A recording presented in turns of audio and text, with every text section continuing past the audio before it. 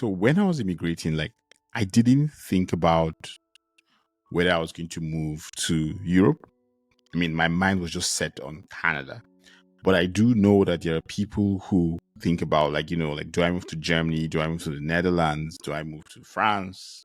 Or do I move to Canada? Or do I move to the States? Or do I move to UK? And the interesting part is that these two regions are very different in many ways. And if you look at the Canadian immigration process, I think there's this genuine sense, even though there are like a lot of inefficiencies, there's a genuine sense that, hey, we want you here. We would like you. And it's not like, hey, we want you as a laborer, or we are here just for your labor, but they want you as a real human. And I think I found that really inspiring, and I thought this was the place to be. And that's how I made my move. So we didn't just talk about Europe, the differences between Europe and North America. I mean, we talked about him moving to Canada, if he's regretted his move at all, settling into Canada itself. And a very interesting statement he made about just the fact that when you come to Canada, you just feel like Canada wants you to succeed. Please enjoy.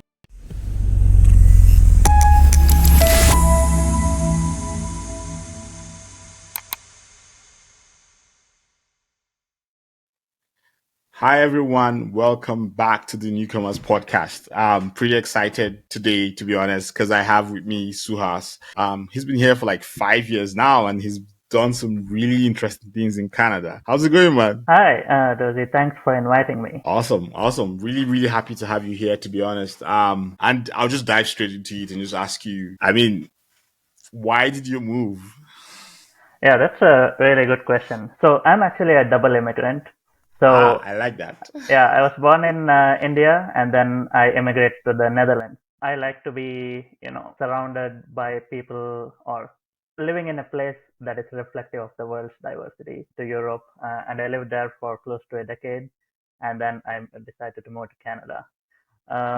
So I've done the immigration journey 2 times now. I think there were many reasons, a multitude of reasons. One of them, I think, probably the most strongest ones was I like to be surrounded by people or living in a place that is reflective of the world's diversity, because I grew up in the age of the internet. I had internet friends from around the world, and I would also like to live in a place with people filled from around the world with all kinds of ideas and different ways of viewing the world. So Canada was a natural destination for that.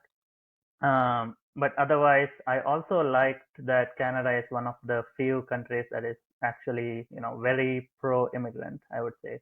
If you look at the immigration process, and I have been, because I have been considering like many other countries in the past as well. And if you look at the Canadian immigration process, I think there's this genuine sense, even though there are like a lot of inefficiencies, there's a genuine sense that, hey, we want you here. We would like you. And it's not like, hey, we want you as a laborer, or we are here just for your labor, but they want you as a real human. And I think I found that really inspiring, and I thought this was the place to be. And that's how I made my move. Awesome. Just to kind of stay on that topic about double immigration point you make. So how old were you when you moved to Netherlands, if you don't mind me asking? How old were you when you moved? I was 21 or 20, something like that. Yeah, very early 20s. Yeah. How did it feel like? Because moving at that age, you moved alone or with family? No, I moved alone. I moved as a student. Okay. So I was doing my master's there, and so it was. So to be honest, I found it like very, very exciting, because it was something that I wanted to do for a long time. So I remember like my first day, I was so excited. It was everything was a first time experience. Riding the first time in a European train, eating the first Dutch snack for the first time. So everything was a very novel experience, and I was really enjoying it. That's interesting. So for you, it was like fresh. Everything was a fresh time. Now, at any point, did you ever feel like, okay, this is a lot? Like, or was it always just like, oh yeah, like everything is amazing? Did you ever feel like it's too much? That's a good question, because I think there is a honeymoon period. And that honeymoon period, once it settles down, I think. But for me, that I think that honeymoon period went on for several years. um, so it was, you know, I think for me the way it occurred was, I guess, once I had been there for several years, and I found that I was, well integrated into society, but I didn't always find the same reciprocity from society.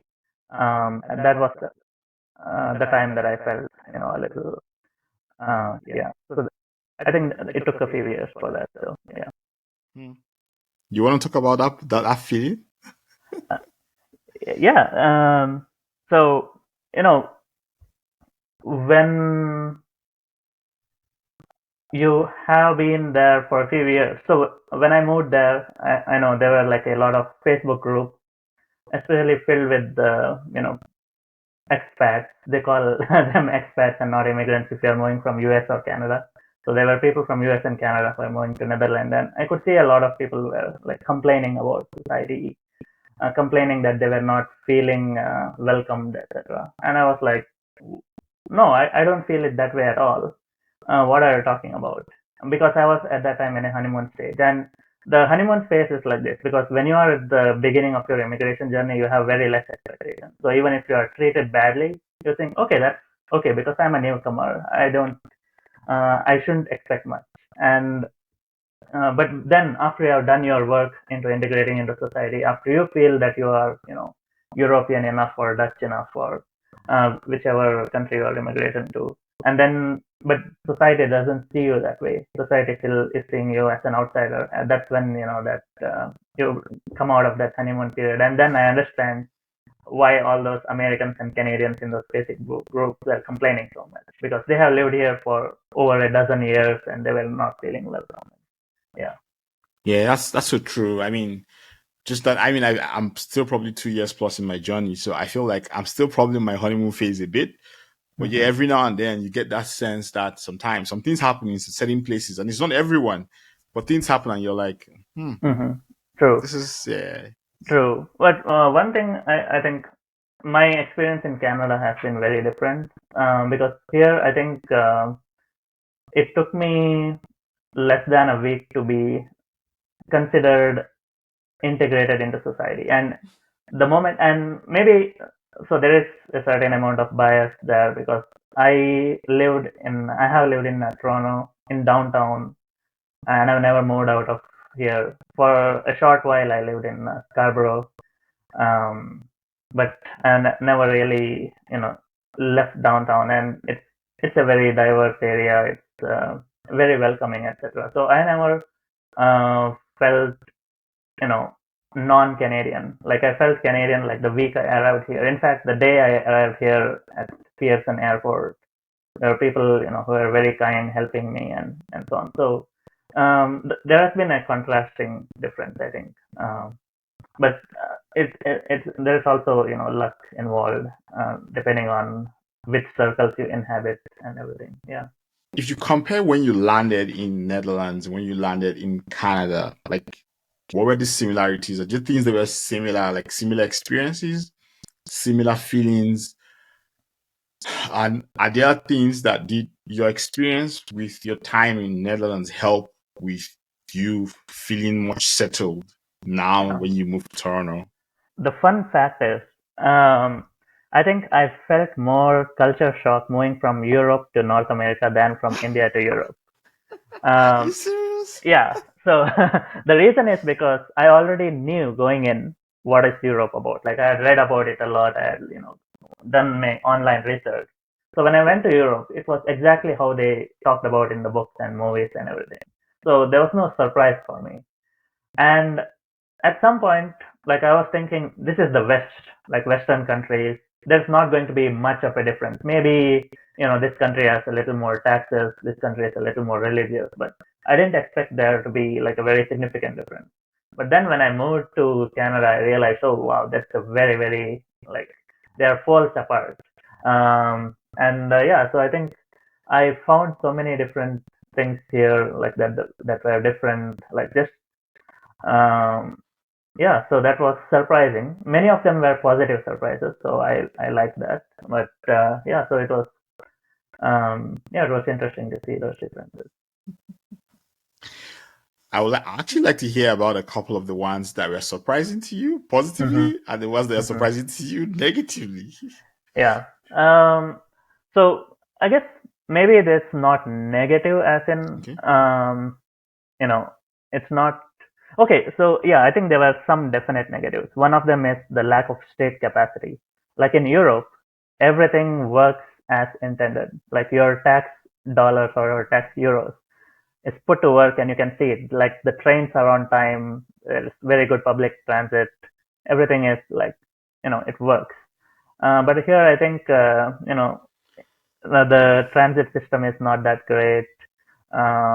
There's the government doesn't work as efficiently. So that was a negative shock, I would say. The other ones that were more like neutral that I found interesting is people relying on credit cards. So in Europe, it's very rare to use credit cards. In fact, I didn't have a credit card at all. My bank, it provided a prepaid credit card. So you pay for it first at the beginning of the month. And the only reason they give it is because we can do online shopping on American websites that only accept credit cards. So the whole, credit card thing was very new to me. And then the whole thing about credit score, um, and then what else? Cars, because cars are not really important in many parts of Europe, especially in the Netherlands where I used to live. So people's reliance on cars or on their expectation of having a very big house, because again in Europe, you know, especially in Northern Europe, the more denser parts of Europe, uh, there is an expectation that you are going to live in a small house because it's very dense and so on. So yeah, so those are some of the neutral shocks. But the positive shocks, I would say, is the lack of, I guess, racial or ethnic segregation. I used to see a lot of segregation in many other countries that I used to live and visit back in the day. The first day I visited, I was in Toronto. I remember I was walking on one of the streets. There was the school playground, uh, on the side of the road. And when I looked into it, I saw there were people, all kinds of ethnicities. They were playing together, and I didn't see that. So because I was more used to this place where there were people who were of one ethnicity playing in one part of the ground and so on. So I was very pleasantly surprised to see that, and I was very glad to see the yeah yeah. That So that's that's interesting. Like, are you serious? Like, I've never. I mean, well, my first time in Europe was I was in the UK, which is not technically oh Europe yeah anymore. yeah But that is pretty interesting to hear. yeah. I mean it's in relative terms. So in relative terms, Canada is a lot more diverse, accepting, Mm. and so I don't know. I mean I think Europe overall, if we compare to the entire world, is accepting in many ways, but which is why I immigrated there in the first place.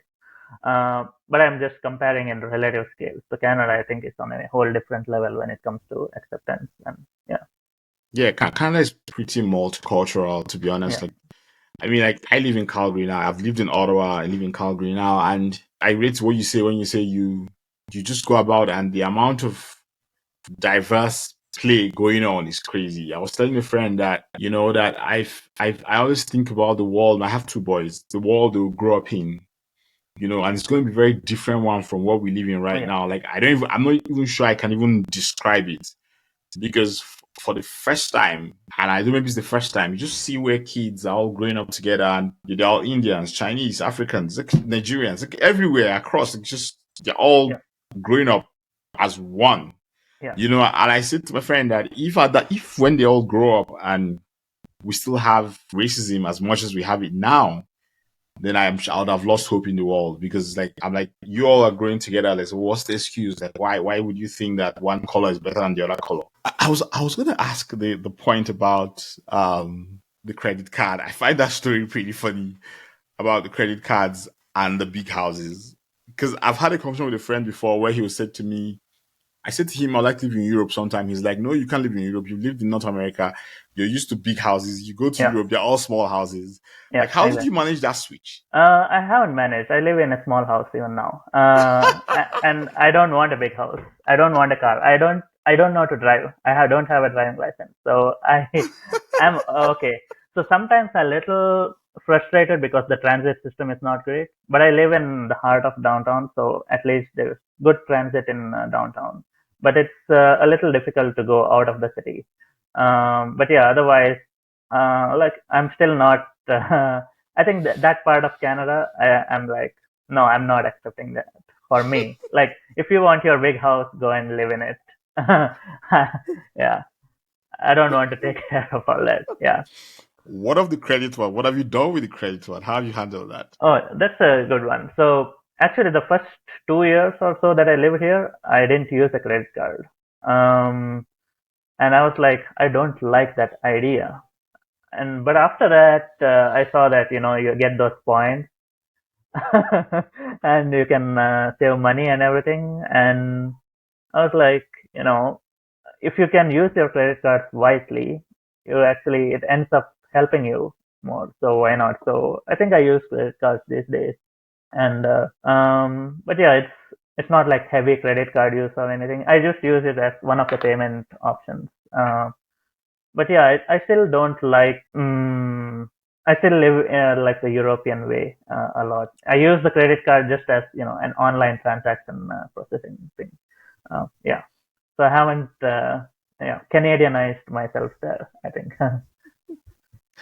Now that you said the European way, I'd like you to do, if you had to do a comparison, the Canadian way versus the European way, like what would you say, like in terms of like credits, food, um, housing, what other thing, just transport, there's probably approach to work, Yeah, an approach to building friendships. Like how would you describe both ways, Canadian versus European way?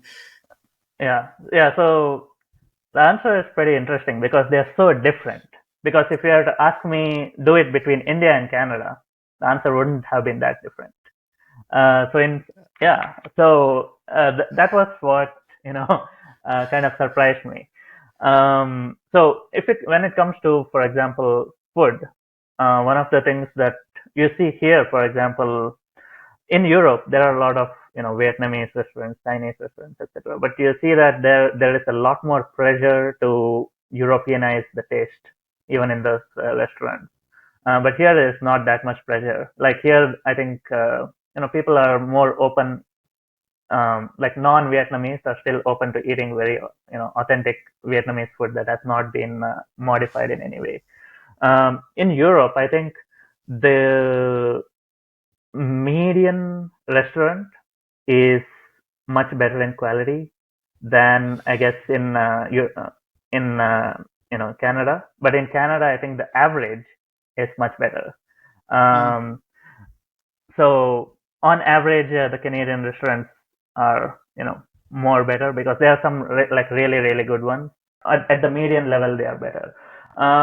Food wise, I think Canada is a little more expensive in every way possible.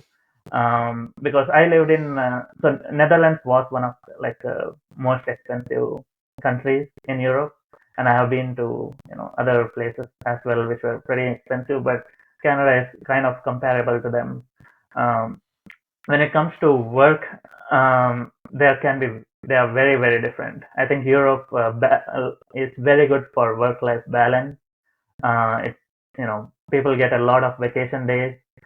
If you are feeling ill, if you have some kind of sickness, your bosses, your company will be very very helpful to you. Um, there are very few layoffs. Even if there are layoffs, they will be communicated to in a very nice way. You will be given a lot of notice period. Yeah, everything in the workplace is like very very ideal in Europe. In Canada, as you know, that it's a lot more, I guess, capitalist. So that is one difference. But I think there is a positive and a negative to it too, because in Canada there is also the dynamism. Europe doesn't have that kind of dynamism that North America has in general. So dynamism in entrepreneurship, etc. So that Canada is much better at. And yeah, what else? I guess making friends. I think it's much, much, much easier to make friends here in Canada. I was able to make friends here within 1 week of moving here. Like I didn't know anyone here, like no family, friends, etc. But I was able to make friends pretty easily. And I think that. And here's the thing, I'm like one of the shyest people in the world, I would say. I'm not good at talking to strangers at Thanks for all. coming on the podcast, to be honest. Yeah. So I'm really shy. I'm not the kind of person who can, go and speak to a stranger. But yet, if I was able to make friends, it means that the people who were friends with me, they were the ones who, came to me, and they were the ones who accepted me, and not the other way around. So, so I think it's much, much easier to make friends here. I think in Europe in general, I think it depends on which part of Europe you are living in. I think in the Netherlands, maybe it's a little bit harder for people who are not Dutch um, to make friends, especially if they move in their adult life. If you move as a child, I think you have a chance of making friends in school, etc. But once you move in adult life, I think people have their own friendship group, and it's very hard to come into already established groups. But I think here people are much more open. So that's one more difference. I think there's also like this broader difference about materialism. So I think North America is quite a bit more materialistic. There's a lot of things that are commoditized, and or basically people are much less materialistic in Europe, or they are much more happier living at a particular salary than people in Canada. So if you have a particular, I think that's just the way society is structured. For a particular the same income, the average European would be happy at their income than the average Canadian. Um, and yeah, and that's because again here I think there's pressure of home ownership in a very heated housing market, car ownership, large houses, credit card, and all kinds of stuff, which you don't have in Europe. So yeah, so that's one major, I think, difference, and that difference, I think, drives a lot of the other differences. I think, yeah. So I think that's in a nutshell some of the differences. But I can like write a whole book about it. There's so many subtle things. So one subtle thing that I remember is the "How are you?" question that I think you asked me at the beginning of this call, and I still no, I think I don't struggle with it anymore. But in Europe, the question "How are you?" is a very you know it's a very profound question. It's a question that you need to think and introspect and answer. But here, when I moved here, I remember someone at the grocery store, at the cash, they were asking me, "How are you?" And I was like, I'm pausing for 3 seconds and thinking, how should I answer to the question, "How are you?" Um, and that was like very interesting. And so after two times, I thought, you know what? I'm just going to ignore that question because I find it too hard to answer. So I just ignored when someone asked me, "How are you?" And they were like, "Hey, I asked you, how are you?" "Oh, so are you really interested in my answer?" uh, can I tell I'm not doing great? So Mm. it was interesting. But now I think I've settled that. So these are all like very, very subtle differences. Uh, Yeah, I've heard about that a lot, about how, like in Europe, when someone asks you, "How are you?" It's not a random "How are you?" It's actually, yeah, I yeah, want to listen to you and listen to what you want to tell me. yeah, exactly. Not just a "How are you?" and then, "Oh, I'm fine." No, no, no. I'm not asking Yeah, you to know if you're fine, because yes, you can always say you're fine. yeah, yeah, exactly. I was going to ask you, seeing that you're shy, and how did you process your plan? Like, how did you say to yourself, or what was going through your head when you said, "Okay, I'm going to choose Canada"? Because you knew no one here. It looks like you just upped and said, "I'm going to Canada." You processed your papers and came here. So, like, how did you make that call? Like, what was the process going on in your head? Yeah, so At this point, I think I was eligible for Dutch citizenship, and I had this choice to make whether I'll put more effort to be part of Dutch society, you know, and become a citizen and live there, or I want to do something else? And at that time, I was like, at this age, I think I was close to getting 30, and I was like, you know, I need to start my life afresh. I need to go to Canada because when I was living in India, I think Canada was the country that I wanted to go to, but I didn't end up going there first because there's no real way to immigrate to Canada right away, like at that time. So I moved to Netherlands because I got a scholarship. I started working and everything. Now I had enough points in the point system so that I can immigrate directly to Canada. So so at this point, it was something that I always wanted to do. Here is the fun fact: I made the decision of moving to Canada the day Trump got elected. Yeah. Uh, in fact, I remember I sent an email to my manager at my work saying, "Okay, I think I'm leaving this country and I'm leaving this job. I'm not sure when, but I'm leaving the day Trump got elected." And it's very funny because I think there was this news that the Canadian immigration system website collapsed the day Trump got elected because all the Americans wanted to move there. But it's actually not Americans who are checking it. It's people like me who are sitting in Europe. And there is a reason why this happened because I knew what would happen if Trump got elected. There are a lot of people in the US who are on temporary status who would move to Canada because Trump would make it hard for them to live there. And then if they move to Canada, because Canada has only a few immigration slots every year, it would be harder for everyone else. So I knew that I had to get in before everyone else got in. And that's why, the immigration system, the site collapsed the day Trump won because it was people like me who were checking it.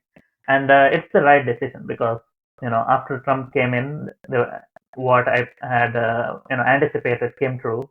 A lot of people from the US who are on temporary visas immigrated to Canada, and then the threshold for the points went up. And so now as of now, I think it's close to impossible for someone to directly move. Like you need to have so that's why you need to have like either studied in Canada or have had a job experience in Canada or have a job offer in Canada, etc. So you need to have any of those. You can't just get through the point system and go like I did. Yeah, I agree with you. It's gotten really tough to get in. Yeah. Okay, so I think I just have one question for you. Two rather. One is, have you ever at any point regretted leaving your home country? No, never. Have never been more sure. This is always what I wanted to do, and yeah, I'm very glad I did. Nice. And then the final one I have for you is that if you look at your, because now you've been an immigrant for like 15 years. Now you've moved 2 times in those 15 years. Is there anything you would have done differently? Yes. So I think the second time I immigrated, I think I learned a lot of lessons from my first time. I do think that I should have probably learned Dutch, a lot more than I did, or at least be a lot more fluent at it. Because when I was living in the Netherlands, I was like, okay, I'm going to move to Canada soon, but I, kept postponing it, until the Trump election happened. I kept postponing it, but I think I should have, put a little more effort on my own part. Even though I already did put a lot of effort, I think I should have put in even more, which I think helped when I moved to Canada because I think it's all about integration is a two-way street. Like if you want the locals to accept you, I think you also need to put some effort into being part of society and being a person that I won't say gets along with everyone who is already living there. Yeah, I agree with that because I agree to two-way street. Like, I mean, every now and then you're going to meet people who are in exactly great human beings, but more often than not, it's you do your part, they do their part, Yeah. and then you take whatever comes with as you move on.